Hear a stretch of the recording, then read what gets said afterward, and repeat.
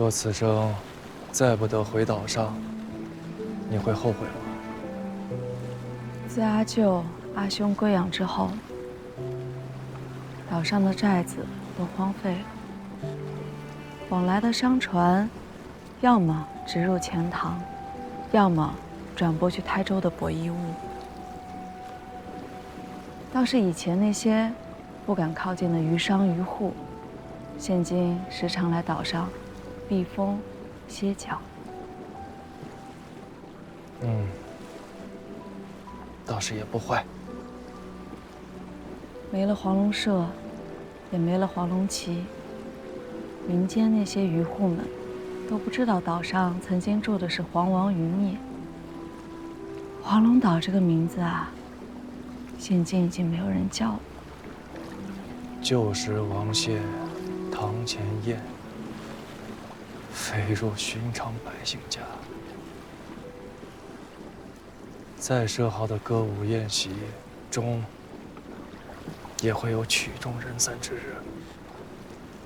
岛上那些屋舍没有人打理，早就破败了。倒是桃花院上的桃花，开得更盛了。现在人们都唤它做桃花岛。桃花岛，好听。我想起当年在汴梁水丘宫口误，唤黄龙岛为黄花岛。哎，这一眨眼都过去这么多年了。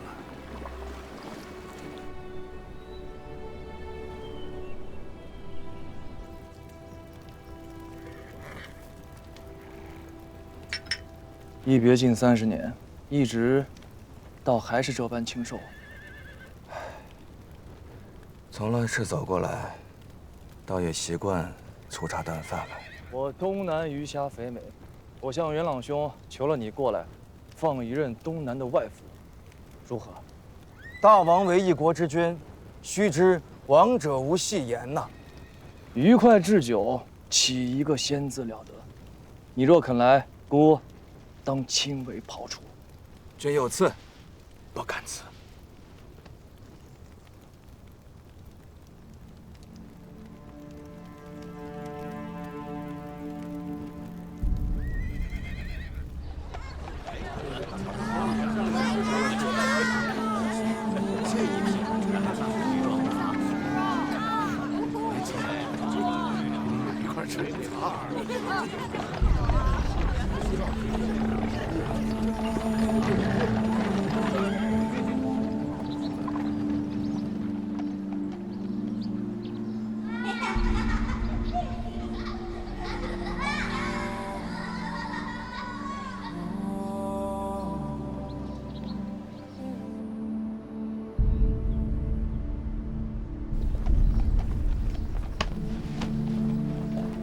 天气有些炎热，大王可是身子不适？无法，就是想起些旧事。晋王和赵相公带陛下来相迎，怕是被这些吃相公堵在御街内头，并非有意怠慢大王。亲王和宰相也要给这些吃相公避道。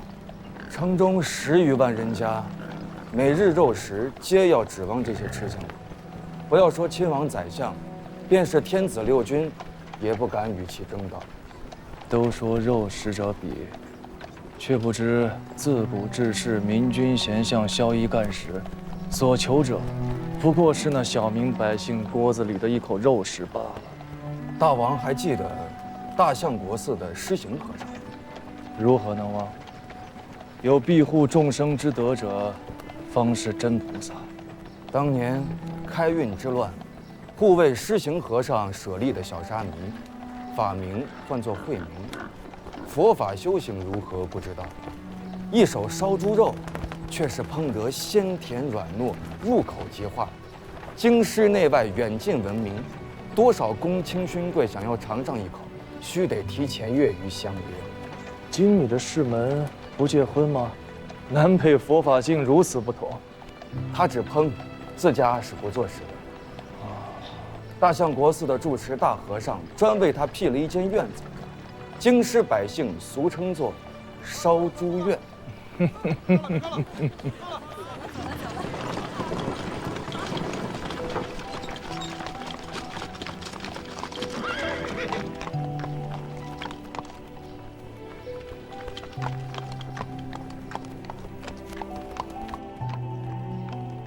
小王赵光义奉天子诏命，恭迎大王觐见。臣等参见大王。臣吴越前处，不敢当。陛下口诏。臣前处后诏。半身衣甲半身台，连横阡陌菜花开。故人缓缓归何处？昔日前郎今又来。请晋王代奏天子，加翁先武肃王有训，待陌上花开之时，可缓缓归矣。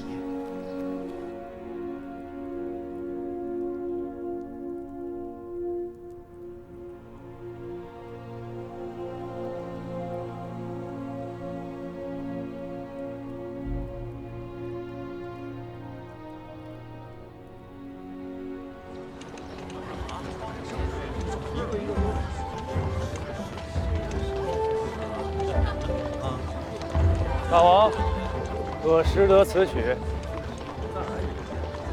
万年欢，任双金五马，飘转南北。绿柳干塘都是使君亲旨。九哥，以为如何？晋王太谦了，前处当不起。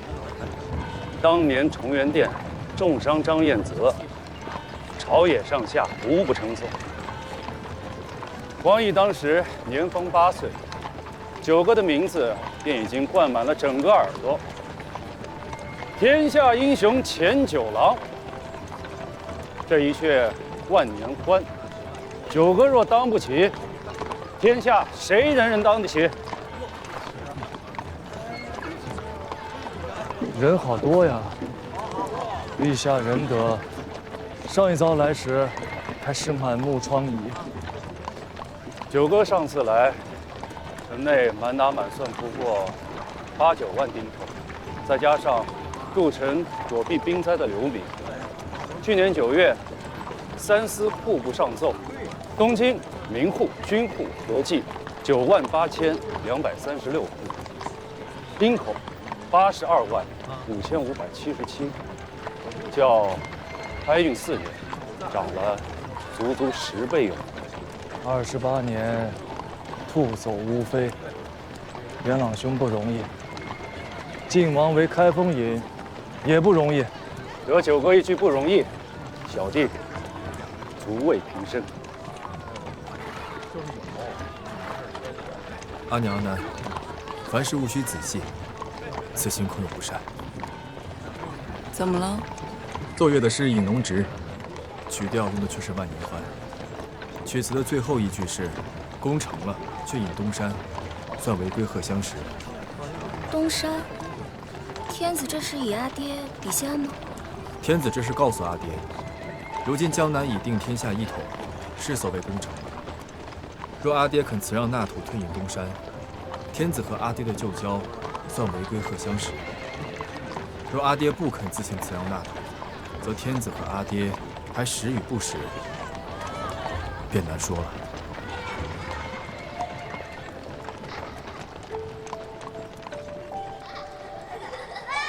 花开得真好。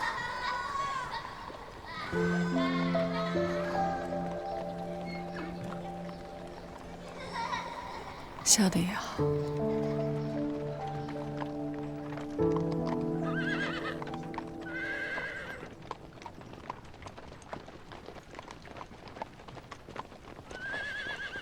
二位大王，请下马吧。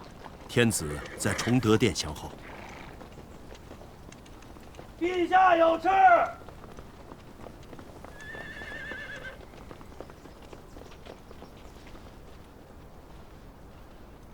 陛下有敕，赐前王大元帅入朝不趋，战败不明，尽忠骑马，见履上殿。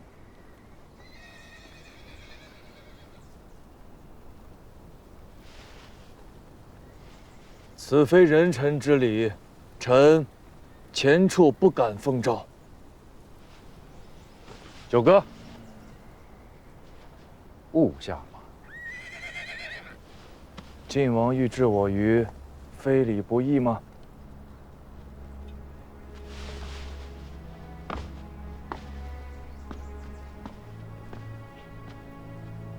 九哥祖父3代，替朝廷安抚东南，赡养黎庶，有大功于国家。陛下常言，若无前世，则东南13州70年之太平，不复有矣。入朝不趋，战败不明，尽忠骑马，见履上殿，这不是给九哥一人之恩遇，而是天子与朝廷给忠贞守土70年之国家功臣之恩遇。来，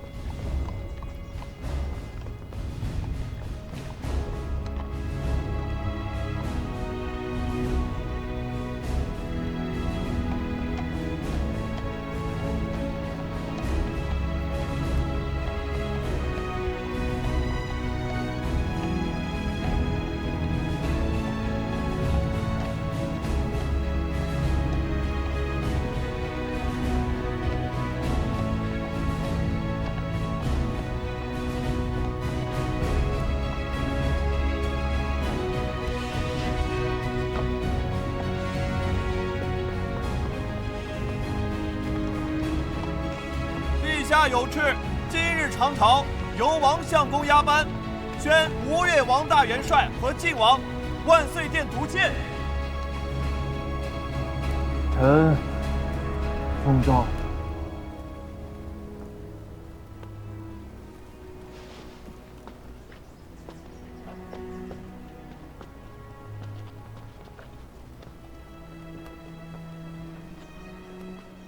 我想去看看。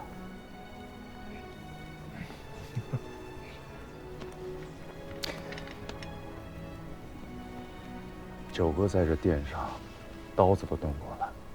这“见履上殿”4个字，29年前便已实至名归了。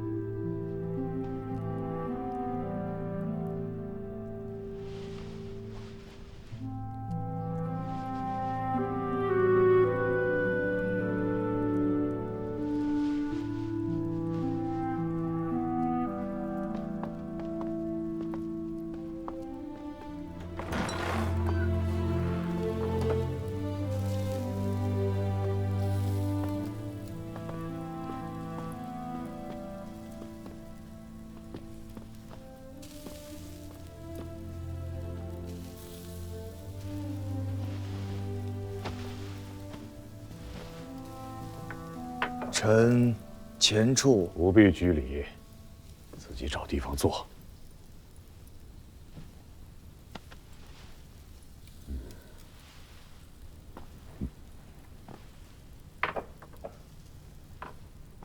阿兄缺了长朝，我便知今日有口福了。啊。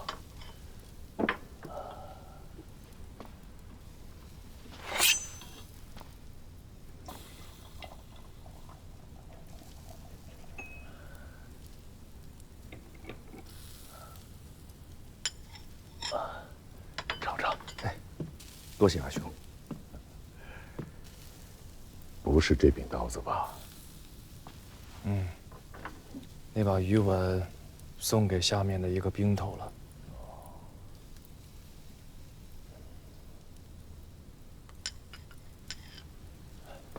哎，谢陛下。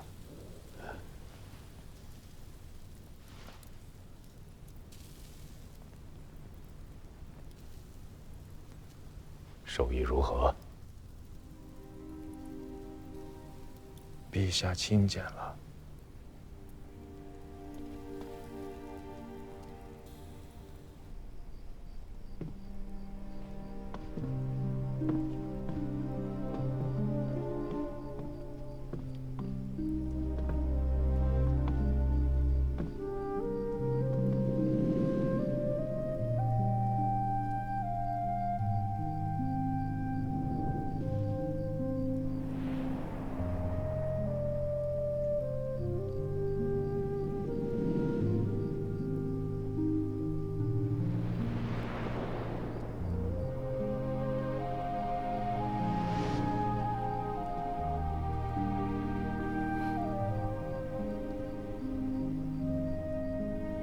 29年了，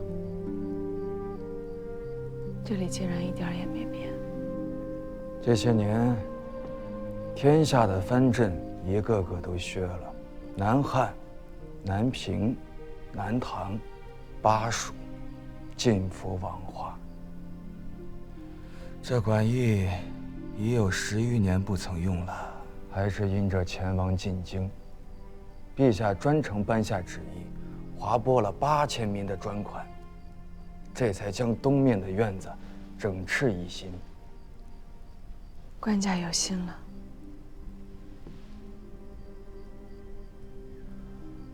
冯令公薨逝以后啊，子弟们不成器，家中族人都迁回了原籍州县。相国寺东的那座府邸一直空着，京城的宗室公卿无止皆不敢见战。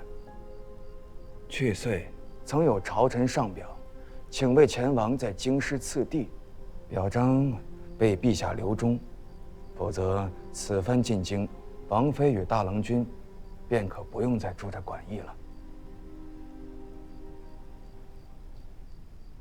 冯令公的宅子，大王是断不肯住的。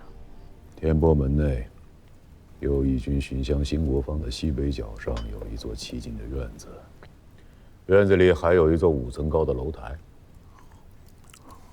开封府右厅户册上落入的主家叫于文秀，那是你家的宅子吧？李贤芳在南城，出入营生不大便利。我也不愿和李家做邻居。怕是那韦敏侯也不愿与九哥做邻居。嗯，只可惜院子修得再好，一时半会儿怕也住不进来吧。纵使天遂人愿，奈何人心叵测呀。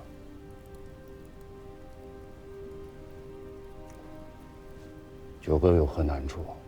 现在就我兄弟3人，不妨直言。这一朝又一朝，哪里有什么新鲜事啊？1约税赋，2约世家，3约钱币。朝廷的税赋现在分为3大项：户赋、田赋、杂赋。这些年，为了滋养人口，各州县的户赋，阿兄是常年下诏捐免的。至于田赋，为了鼓励垦荒，两税法的夏秋2季全都并到了秋季里。倒是杂赋这一项，自从莱州开了榷场，中原没了嫔在，日渐有所进益。单论起来都是小项，但合并起来，反倒成了大项。中原乱了100多年了，地多人少，要滋养人丁，要鼓励垦荒，自然不能抑制兼并。可东南不同，必须要抑制兼并啊！大宋定鼎了20余年，无论是军中将变，还是朝中官吏，大多是新人，要么是东征西讨，于营伍中搏杀出功名的，要么是于乱世中颠沛流离、历经民生之苦的儒士。用这些人去治地方，不必忧心他们与当地大户沆瀣勾连。故此，元朗兄在中原收的是关税，可在吴越，小弟收的却是包税。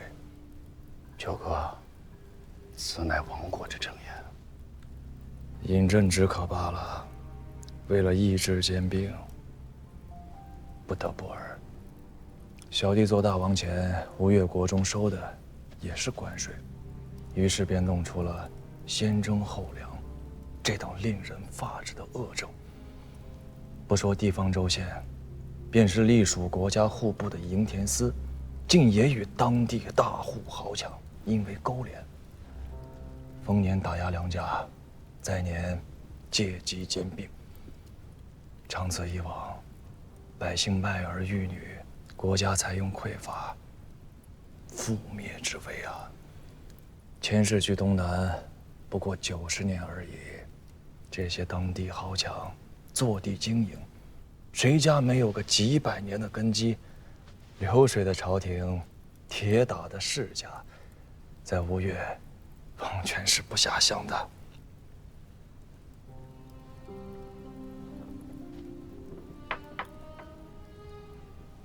所以，你那东南，我亦兼并。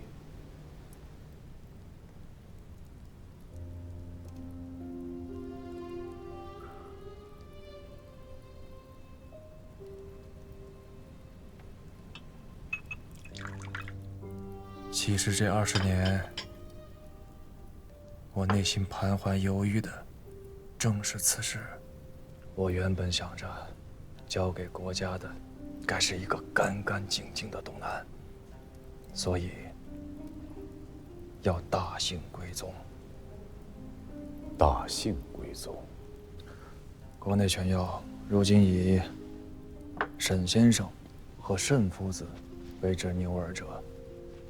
吴兴沈氏当地豪强，前无可欠。好在先生自30年前与族中不睦，这些年沈氏一族执意修好，可先生却从未理睬。到时候寻个好时机，将他择一大郡安置，只要避开沈家，先生定是可以大刀阔斧的。沈如玉夫子如今尚在，80多岁了，留在王都荣养。事情一旦做起来，沈夫子会率沈氏宗家14房一体馈宗汝南。老夫子能有如此决断，实在让人钦佩啊！这2个都还好说，真正为难的是我家大郎兄。可是，在吴越被尊为大令公的那位，如今宗亲之内，以他为尊。无论是变革税制、迁徙世家，若无大郎兄首肯，做起来都要难上10分。更何况那土。东南海贸兴盛，无论是平安京还是开京，都以这开元通宝为尊。杭州城里银铜比价是1比1000，可到了平安京，变成了1比200，一转手便是5倍的力。这几十年，中原战乱不休，东南偏安一隅，中原州县的开元小平钱大多都流入东南。银券虽好，却非寻常百姓用得起的，计量起来也不易。故此这些年，商货往来、税赋收纳以及军饷发落，用的都是这小平钱。朝廷已经划一了货币，如今税赋商贸用的就是这宋元通宝，分为铜、铁2类。铁钱10，可换着铜钱1。铸铁钱也是没法子。益州那个地方，蜀道难于上青天，本地不产铜料，外间的铜料又运不进去。王家和孟家通行的都是铁钱，百姓们也用惯了，一时也改不过来。索性就地造了铸钱局，以铁铸钱。材质不同，则币值不一；币值不一，则货价相异。以铜钱兑铁钱，总归是新钱兑新钱，就算麻烦些，也不至于动摇根本。然则，以宋元钱兑开元钱，这可是新钱兑旧钱。一旦用人不淑，上下差池，必定有人从中渔利，在其间做上些手脚，便将此事化成劫夺民财的天下第一恶政啊！九哥说的对啊，若此事不慎，东南80多县中户以上人家便会悉数破产，彻底沦为贫货。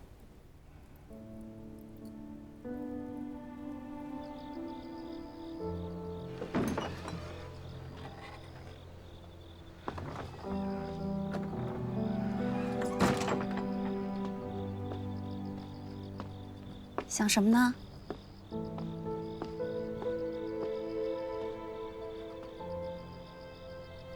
天下要定了，那不好吗？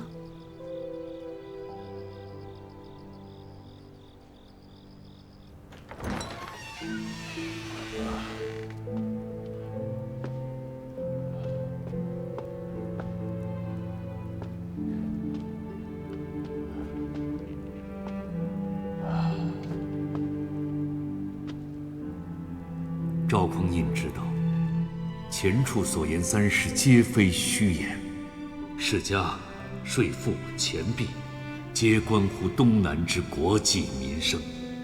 能坦言此3事，足证九郎心中是实实在在盘算过献国纳土之利弊的。